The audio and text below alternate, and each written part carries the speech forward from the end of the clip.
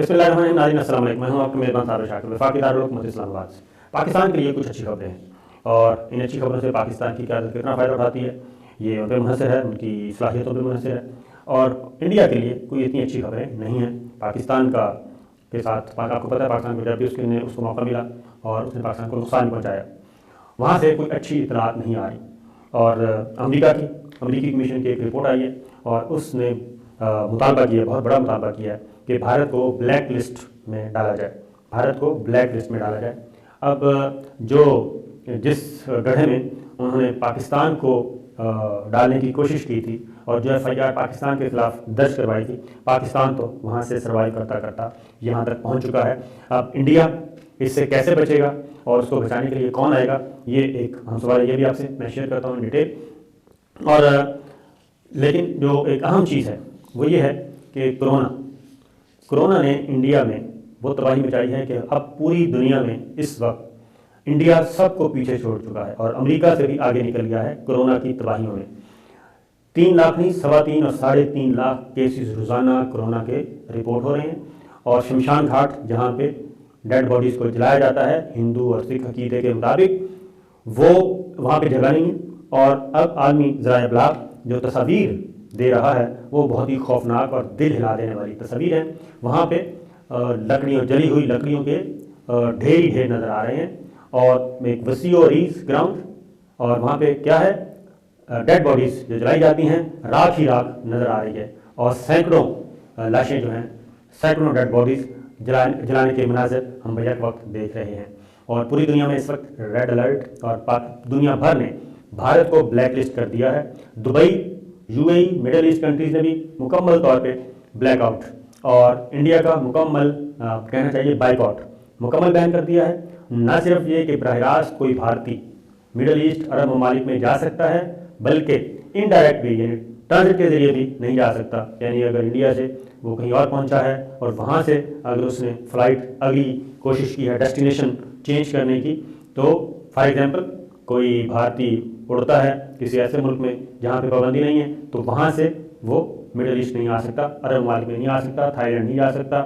برطانیہ نہیں جا سکتا، امریکہ نہیں جا سکتا۔ تو یہ بھارت پہ سخت ترین پابندیاں عائد ہو گئی ہیں۔ اب جس بھارتی شہری نے، خاتون تھیں، وہ یوٹیوبر تھیں، انہوں نے یہ خبر دے دی کہ کیا سچویشن ہے، اس کو دن دہاڑے قتل کر دیا گیا ہے، اس خاتون کو دن دہاڑے مار دیا گیا۔ اور کس نے مارا؟ انتہا پسندوں نے، RSS کے انتہا پسندوں نے اس کو مار دیا، کیونکہ اس نے ایکچوئل جو کچھ انڈیا میں اس وقت کرائسس ہے وہ پیش کیا تھا۔ تو یہ تو چل رہا ہے یہ معاملہ انڈیا کے ساتھ۔ پاکستان میں بھی سخت ترین پابندیاں لگائی جا رہی ہیں اور ابتدائی طور پہ رات کا لاک ڈاؤن شروع کیا جا رہا ہے، اور اگر پھر بھی سچویشن نہ آئی تو پھر دن کا لاک ڈاؤن بھی شروع ہو جائے گا۔ اور اس کے بعد یہ معاملات، اس کی وجہ یہ ہے کہ بہاولپور، راولپنڈی، ملتان، فیصل آباد، لاہور،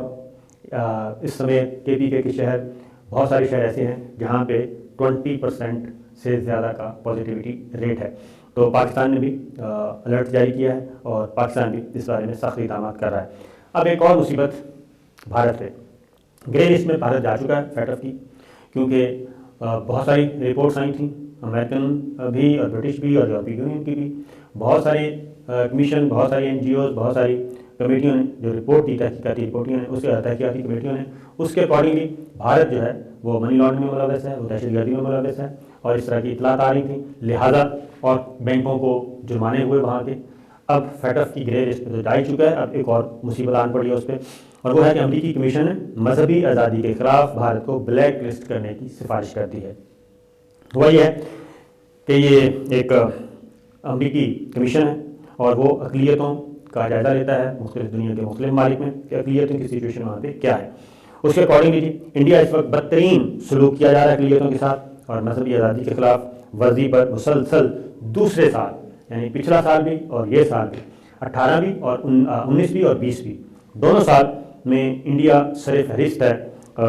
بدترین حوالے سے کہ وہاں پہ مذہبی آزادیاں اور اقلیتوں کے سلوک سلب کیے جا رہے ہیں اور ان کو نشانہ بنایا جا رہا ہے۔ نہ صرف نشانہ بنایا جا رہا ہے بلکہ مارا جا رہا ہے۔ سیاسی حقوق تو اپنی جگہ، ان کو فزیکلی مارا جا رہا ہے۔ اور یہ 2 سال کی امریکی کمیشن نے رپورٹ دی ہے اور مطالبہ کیا ہے کہ اس کو انڈیا کو بلیک لسٹ کیا جائے اور ان ملکوں میں ڈالا جائے جہاں پہ سچویشن بدترین ہے اقلیتوں کے حوالے سے۔ اور امریکی محکمہ خارجہ کو بھی اور امریکی حکومت کو بھی اس کمیشن نے مطالبہ کیا ہے۔ اب ظاہر اب منفی رجحان مسلسل دوسرا تیسرا سال ہے اور منفی رجحان کی طرف جا رہا ہے انڈیا، تو اس میں کیا کیا رپورٹ کیا انہوں نے نہ صرف مسلمان بلکہ سکھ، دلت، عیسائی، سب کے سب جو سکھ تمام مینورٹیز اس میں شامل ہیں جن کو وہاں پہ، اور کیا کہا گیا جی کہ انڈیا جو ہے اس وقت صرف ہندوتا اور ہندو قوم پرستی اس کو صرف روک دیا جا رہا ہے کہ ہندوستان صرف ہندوؤں کے لیے ہے اور کسی قوم کے لیے کسی مذہب کے لیے نہیں ہے۔ تو اس پہ انہوں نے کہا کہ اگر یہ رجحان جاری رہا تو یہ بہت خطرناک رجحان ہوگا، کیونکہ انڈیا میں ہزاروں نہیں، لاکھوں نہیں، کروڑوں کی آبادی ہے جو ان مینورٹیز پہ مشتمل ہے۔ 22 کروڑ سے مسلمان ہیں، اس کے بعد اس دوسرے پہ آتے ہیں جناب سکھ، پھر عیسائی آتے ہیں، پھر دلت آتے ہیں، یہ سب کے سب وہاں پہ موجود ہیں۔ اور رپورٹ کے مطابق ہندوستانی حکومت مخالف آوازوں کو دبا رہی ہے اور بھارت کی سب سے بڑی ریاست اتر پردیش میں ملک بھر میں بین المذہب شادیوں پر پابندی میں اضافے پر بھی تشویش کا اظہار کیا گیا ہے، یعنی اس میں مسلمانوں کے ساتھ عیسائیوں کے ساتھ شادی نہیں کر سکتی ہندو خواتین، اور ان پہ پابندی عائد کر دی گئی ہے، باقاعدہ قانون سازی کر دی گئی ہے۔ پھر کمیشن نے یہ بھی سفارش کی ہے کہ محکمہ خارجہ جو امریکہ کا ہے وہ ہندوستان کو خاص تحفظات کے حامل ملک کے طور پر نامزد کرے اور اس کو بلیک لسٹ میں شامل کرے، اس بلیک لسٹ میں جس میں پاکستان، سعودی عرب اور چین شامل ہیں، یعنی یہاں تک معاملہ پہنچا ہوا ہے۔ گو کہ ہم یہ کہتے ہیں کہ پاکستان میں الحمدللہ ایسی کوئی سچویشن نہیں ہے، سعودی عرب میں بھی ایسی کوئی سچویشن نہیں ہے، لیکن 99% آف پاکستان تو ویسے ہی مسلم آبادی ہے، سعودی عرب میں بھی یہی ہے، تو خیر یہ ان کی مرضی ہے۔ امریکی محکمہ خارجہ کی بلیک لسٹ میں شامل دیگر ممالک کی فہرستوں میں ایرٹریا ہے، ایران ہے، میانمار ہے، نائجیریا ہے، شمالی کوریا ہے، تاجکستان، ترکمانستان بھی شامل ہیں، اور اگر ان ممالک نے اپنی کارکردگی بہتر نہ بنائی تو ان پر پابندیاں عائد کی جا سکتی ہیں۔ اب ایک اور خبر لے لیں، اور وہ بھی انڈیا کے لیے اچھی نہیں ہے اور ایران کے لیے بہت اچھی ہے، اور اسرائیل کی ایک میزائل فیکٹری میں خوفناک قسم کا دھماکہ ہوا، اور ایران پہ تو دھماکے کیے جاتے ہیں، اب اسرائیل کی میزائل فیکٹری میں بھی انتہائی خوفناک دھماکہ ہوا ہے اور ویڈیو جاری کر دی گئی ہے، اور اس میں بہت دور دور تک اور آتش گیر مادہ، پلس یہ کہ فیکٹری تباہ، اور نہ صرف فیکٹری تباہ بلکہ اندر زوردار دھماکے مزید ہوئے، اور اس پہ ابھی تک کوئی ڈیٹیل رپورٹ سامنے نہیں آئی، لیکن یہ وہ اہم ترین فیکٹری ہے جہاں پہ میزائل تجزیے کے دوران یہ ہوا ہے، میزائل بنائے جاتے ہیں اور جدید ترین میزائل بنائے جاتے ہیں اور راکٹ انجن تیار کیے جاتے ہیں اور آفک سیٹلائٹ لانچر اور مختلف قسم کے میزائل رکھے جاتے ہیں۔ تو ابھی تک اس کی ذمہ داری کسی نے قبول نہیں کی، لیکن ایران نے یہ کہا تھا جب ان کے سائنسدان کو مارا گیا اور ایران کے کچھ کیا کہنا چاہیے جوہری مراکز کو، جوہری تنصیبات کو نشانہ بنایا گیا تھا، تو تب ایران نے یہ کہا تھا کہ ہم بدلہ لیں گے، اور ان کا اشارہ تھا اسرائیل کی طرف، اسرائیل کا کہا تھا انہوں نے، اور امریکہ سے۔ بغداد میں وہ امریکی فوجی اڈے کو نشانہ بنا چکے ہیں، 2 فوجی اڈوں کو، اور اب یہ واقعہ پیش آیا ہے اور یہ غیر معمولی واقعہ ہے۔ تو دیکھتے ہیں کس کی ذمہ داری کب قبول کی جاتی ہے اور ایران اس کا کریڈٹ لیتا ہے یا نہیں۔ اب آتے ہیں اچھی خبروں کی طرف۔ پاکستان کے لیے جو اچھی خبریں ہیں وہ ہے کہ جناب سعودی عرب کے ساتھ بہت ہی کیا کہنا چاہیے سرد مہری چل رہی تھی، اور اب وہ سرد مہری ہو گئی ختم، اور وزیر اعظم عمران خان سعودی عرب کا وزٹ کریں گے۔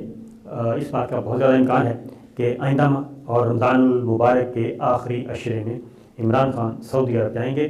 اور وہاں پہ ان کی کنگ سلمان سے ملاقات، کنگ سلمان کے ساتھ ساتھ کراؤن پرنس، MBS اور اعلیٰ حکام کے ساتھ، اور وزیر اعظم عمران خان کے ساتھ ایک اعلیٰ سطح کا وفد بھی ہوگا، اور اس بات کا بھی امکان موجود ہے کہ ہو سکتا ہے ملٹری لیڈرشپ، آرمی چیف یعنی کہ جنرل کمانڈنٹ باجوہ بھی ساتھ ہوں۔